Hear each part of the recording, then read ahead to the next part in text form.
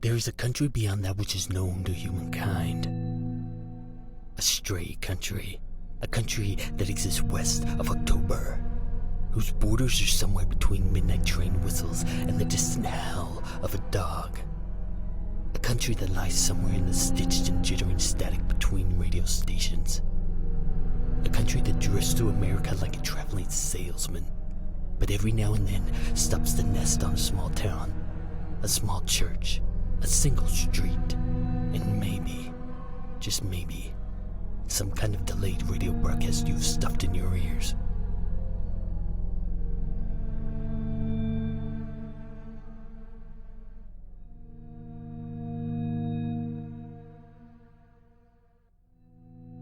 Chapter 11. The Best Killer in the Slaughterhouse.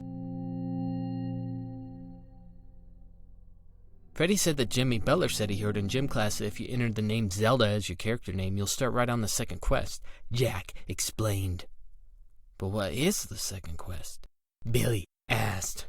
Oh, well, all the dungeons are rearranged and in different locations. Oh. And the items you get from the dungeons are different, and most dungeons have multiple boss fights instead of one. Sounds harder. Yeah, that's the point, William. Don't call me that. Jack waved his hand through the air like he was erasing the mistake from the blackboard sky. Yeah. The warning bell rang. 5 minutes until school started. Jack, still walking, looked up at the big old book-learning ballroom 50 yards away and groaned. I don't think I can stomach even half a day. Billy looked at his older brother. Jack scrunched his lips, like it helped him think. He stopped walking. Hey, what if you meet me by the tree after first period? What for? To slough school, of course. Instead of waiting until school's over, we'll go to the mall, pick up the game, and sneak into the basement and play. But what if Mom sees us walking the streets? We'll jump fences, go backyards, cross streets when there aren't any cars around. But what about the neighbors? They might call her, like old lady Copley, who once, when me and my friends jumped her fence to get to Carl's house faster, called out Mom and told her I was peeping in her windows. Jack snorted. Yeah, like anyone would want to see her naked. Her husband doesn't even want to see her naked. Where do you think I get the magazines for? Jack got quiet. You steal their mail? Steal is such a Catholic word, Billy. No, I don't steal. I just, capitalize on their mailbox, that's all. Look, old man Copley's got like 5 different subs. He's not going to miss one magazine once in a while. Besides, he can just call and say his issue didn't come, and they send him another. How do you... Never mind. Billy shook his head. You're not gonna... No. Billy droned. I'm not gonna tell Mom. The well-rehearsed line came out very, very flat. Look, anyways, let's cut class early, go to the mall, get the game, and by third period when the rest of the suckers are sweating it out under Pythagorean's theorem, we'll be far away in Hyrule. I don't know, I have a English test? Yeah, Mrs. Wright. Look, you missed her class before? No. Then she won't suspect you weren't really sick. What if she asks for a note? Then I'll get you a note. You do know who you're talking to, don't you? How? I'll get you one, okay? Hey, Billy, it's me. I don't know. What if we won't get caught? They were almost to the doors now. The air outside was drummed raw by the idling engines of school buses and saddled leaden with the scent of boiled gasoline. Trust me, Jack said with a smile. I don't know, Jack. Jack sighed heavy as they passed through the doors into school. He looked down the hall south, then back to Billy. Look, I'll be at the tree at the end of first period. I'll wait 5 minutes. If you'd rather take an English test than play Legend of Zelda, suit yourself. But no, I'll even let you go first. And Jack was gone, and Billy did what the lowest class men in junior high should do, which was walk the halls as carefully and smallly as possible. willing himself into invisibility, crawling next to corners, crooking foot through cracks, praying to God not to be seen or worse, noticed, touched, harassed, picked on, flipped, kicked, swatted, or even breathed on. Praying to himself on top of the first prayer that God heard the prayers of kids walking the junior high halls. The prayer of a kid not on his knees and holding too many secular tomes to cross himself. Then there were the secondary, afterthought kind of prayers, the ones that leaked from a boy's mind more than they were spoken in his mind, prayers that wished to be noticed by girls. Any girls. But especially the older girls, almost to women girls, with breasts rising like hot air balloons. Junior high is just a kind of grotesque stock exchange, each kid with their own ticker symbol, and just like fourth quarter profits and astronomical dividends and 300% growth in Asian markets will rise the price of a stock, so would a boy's stock rise by association with women. The more, the better. The higher the age differential, even finer. Yes, you could readily figure the worth of a boy by judging the number of women outstanding. And just like that merry-go-round rode by grown boys in suits on Wall Street, so were things topsy-turvy in a junior high stock exchange. Namely, that what really affected a boy's worth was not his earnings, which might be adequately measured in kindness, geniality, sense of humor, ability to travel well, tendency to empathize, sympathy, degree of culture, amount of class, and general character warmth, but by the capricious mulings of investor girls' sentiments, attitudes, and expectations. And just like with New York's Carousel of capital, there were many schoolboy theories to explain the way girls noticed what they noticed when they noticed it. And one theory might well explain one particular woman for one particular moment, but there was no theory to explain them all. And many men and boys pissed away a good portion of their life trying to find it.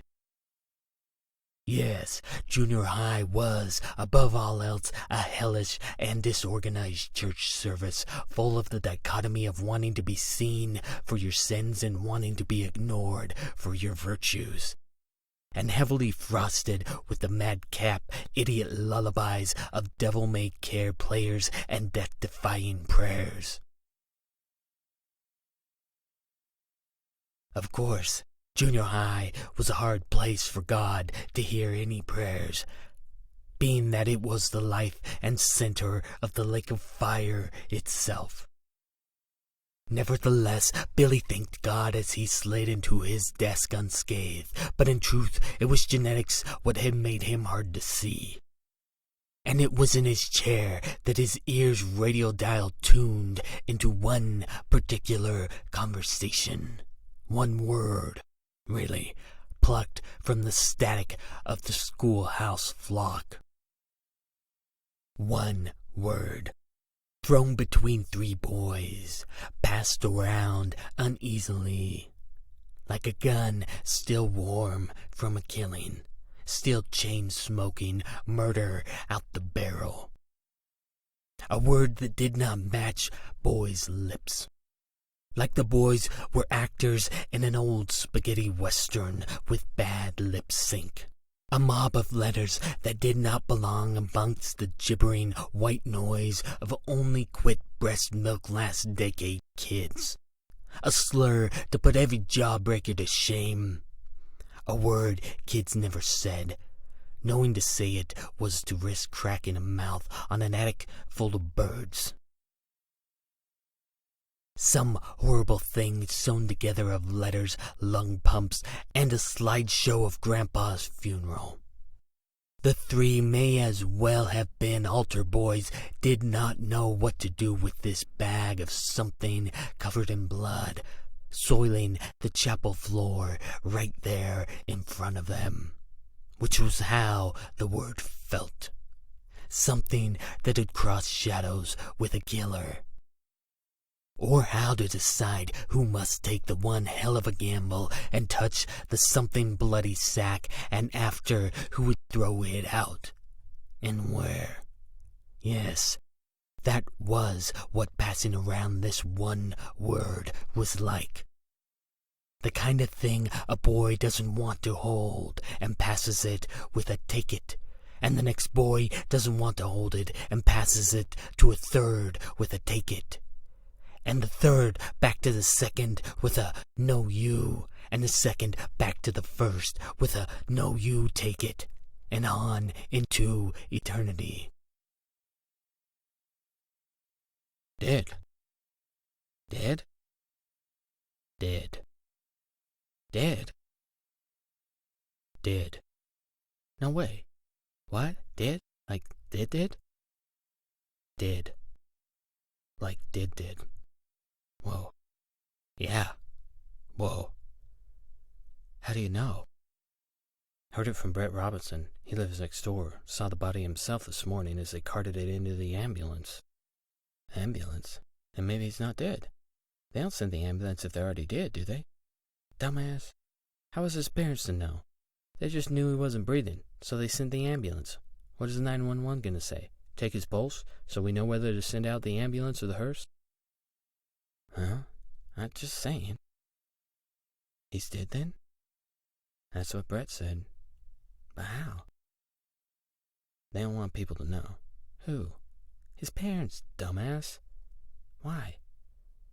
The kid lowered his voice. Because they say it was suicide. Suicide? Keep your voice down, fucktard. Sorry, but suicide? No way, man. Find that hard to believe.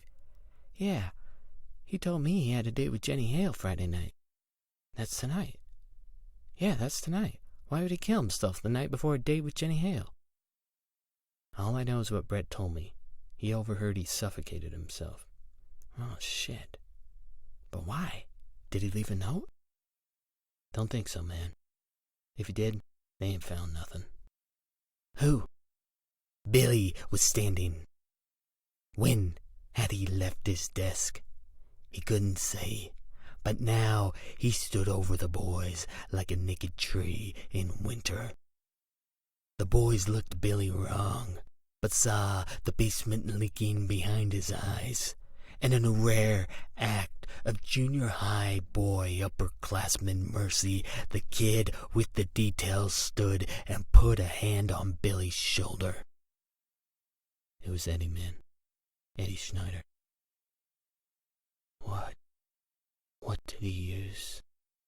Billy's voice was thin. A plastic sack. You know, kind you get from 7-Eleven or something.